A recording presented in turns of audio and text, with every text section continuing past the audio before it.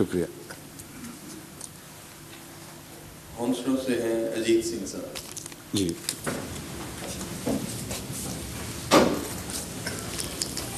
अजीब सिंह साहब, अजीत, हाँ हाँ अजीत सिंह साहब, पहले आ चुके हैं सर।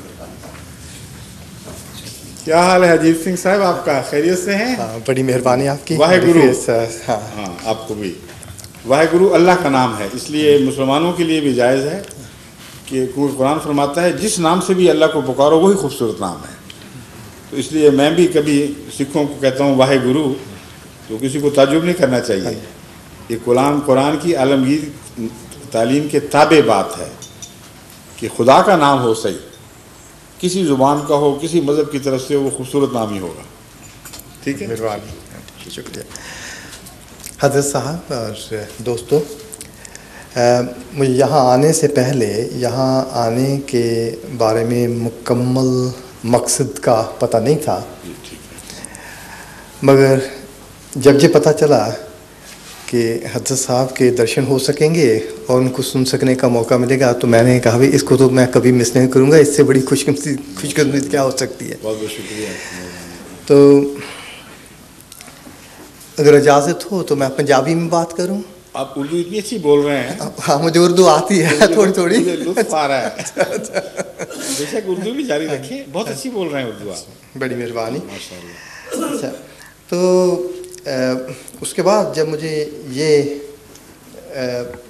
कहा गया कि भाई कुछ सवाल जवाब का मौका मिल सकेगा, तो उस वक्त मुझे ये महसूस हुआ कि मैं सवाल क्या कर सकूँगा। हमारी तो आपस में इतनी नेड़ता है, इतनी नज़दीकी है, वो सवाल भी अपने आप को करने वाली बात होगी और जवाब भी अपने से पूछने वाली बात होगी।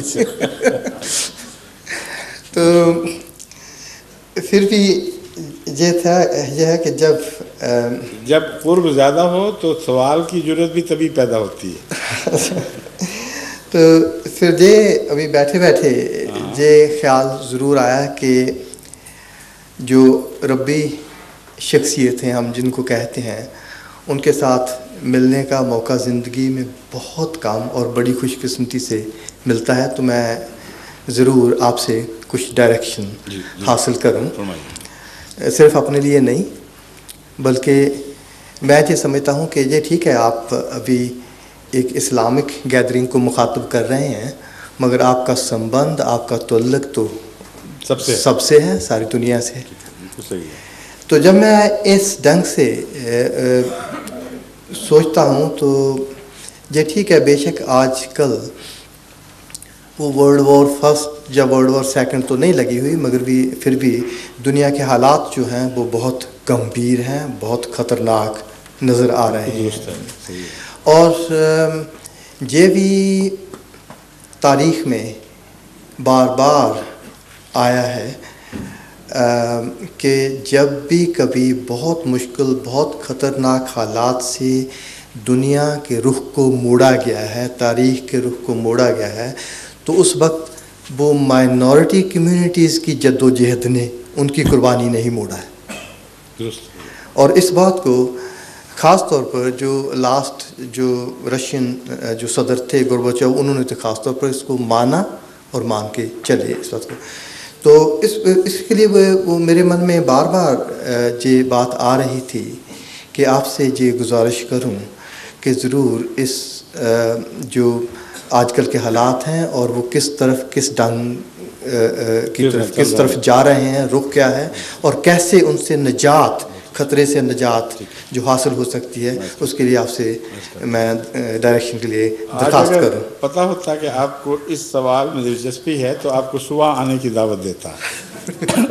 वजह यह है कि आज सुबह मेरी अपॉइंटमेंट थी एक स्वीडन के मेंबर पार्लियामेंट से, जो अपने जनूबी स्वीडन के अपोजिशन के लीडर भी हैं और यूरोपियन पार्लियामेंट के मेंबर भी हैं और स्वीडन की नुमाइंदगी करते हैं सारे यूरोप में, उनके मफादात की भी और उनके मफादात की भी, इकट्ठे मिलजुल कर हालात को बेहतर बनाने के लिए। वो इसी फ़िक्र में यहाँ आए और मुझसे इसरार करके वक्त लिया, क्योंकि एक दफ़ा मुझसे वहाँ स्वीडन में बात हो चुकी थी। कालमार उनकी जगह है, और चूँकि वहाँ वो मेरी बातें सुनकर खुश हुए थे, तो उन्होंने कहा मैं वहाँ जाके रहनुमाई हासिल करूँ कि हमें क्या करना चाहिए। तो ये जो मसाइल आपने उठाए, ये सारे उन्होंने उठाए, और इसका मैंने उनको जवाब दिया, समझाया, और बहुत खुदा के फजल से मुतमईन होके गए। उन्होंने कहा मुझे अब तसल्ली हो गई है, इन्हीं खतूत पर मैं यूरोप में ये बात आगे बढ़ाऊँगा, और वापस जाऊँगा तो स्वीडन में भी मैं कोशिश करूँगा कि इन मसाइल को जिस तरह आपने समझाया है, इसी तरह उनको भी समझाऊँ कि अमन की यही राह है। वो चूँकि ज़िमनी सवाल बहुत से थे, इसलिए वो बहुत लंबी गुफ्तगू थी। जो मरकज़ी नुक्ता इस सवाल का, इसमें उनको मैंने समझाया कि यूरोप की या मगरबी ताकतों की सबसे बड़ी जो ख़तरनाक गलती है वो ये है कि मज़हब के मुस्बित पहलू पर तो ईमान खो बैठे हैं कुल्लियतन, और मनफी पहलू का शिकार हो गए हैं और ज़्यादा। यानी मज़हब को बैनुल अक़वामी नफ़रतों का ज़रिया बनाने में वो एक बहुत ही घिनौना किरदार अदा करने लग गए हैं। नहीं आ रही? अच्छा, आपकी तो बग़ैर इसकी आ रही है माशाअल्लाह। जज़ाकल्लाह, तवज्जो दिला दी। अब आ रही है ना? ठीक है।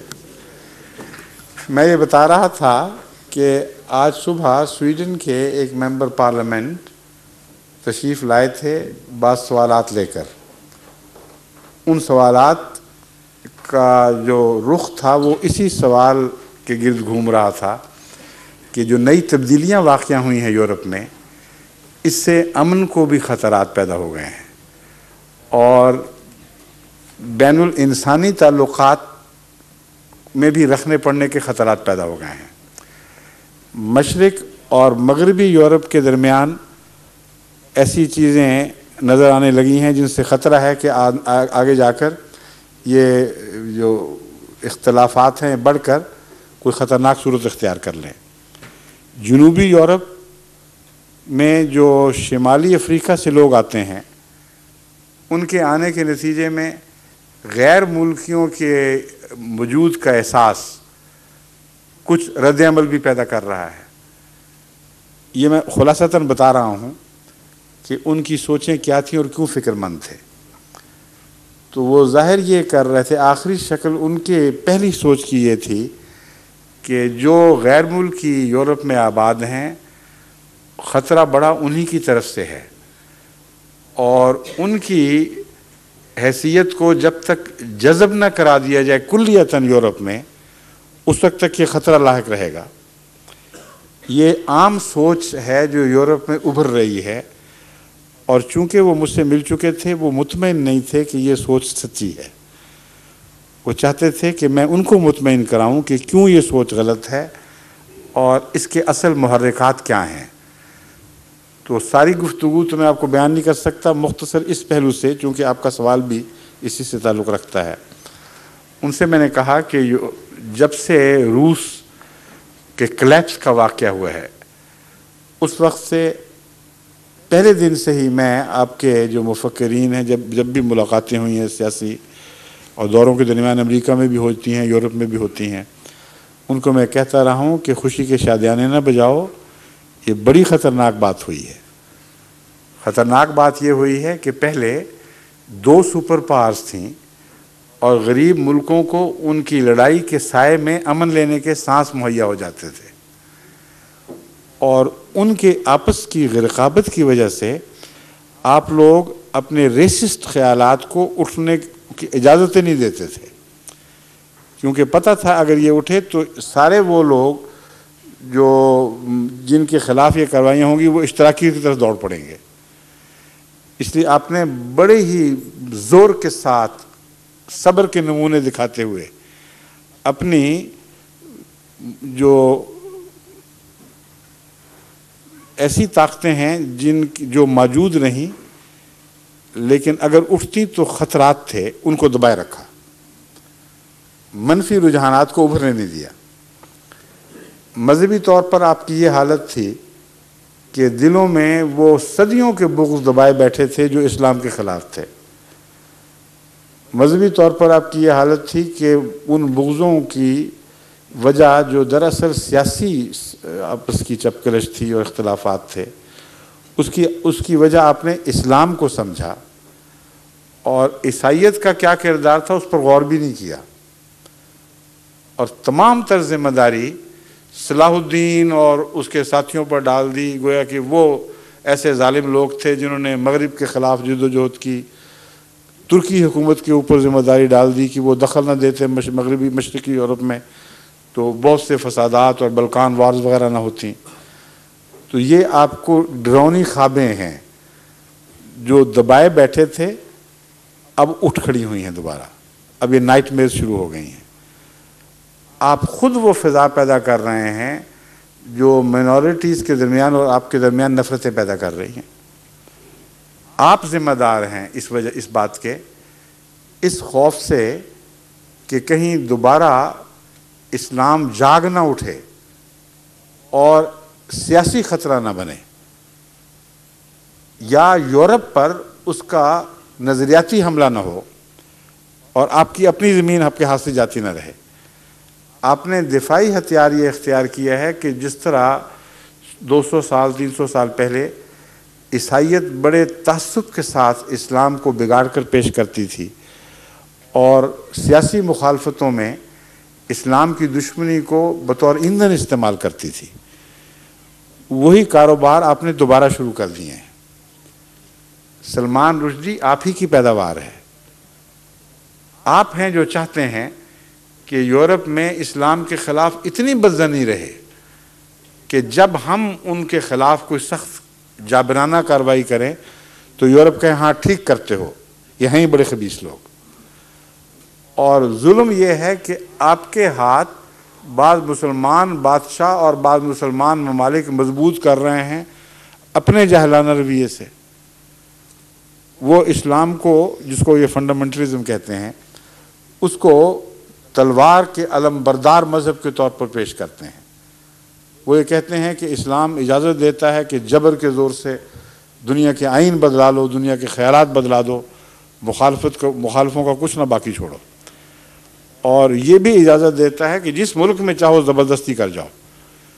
सिद्दीकी साहब यहाँ पार्लियामेंट बना लें अपनी, मुल्क किसी और का, वहाँ तुम्हारी माइनॉरिटी कोई ताकत कोई हैसियत नहीं, और मुस्लिम पार्लियामेंट बन रही है यहाँ।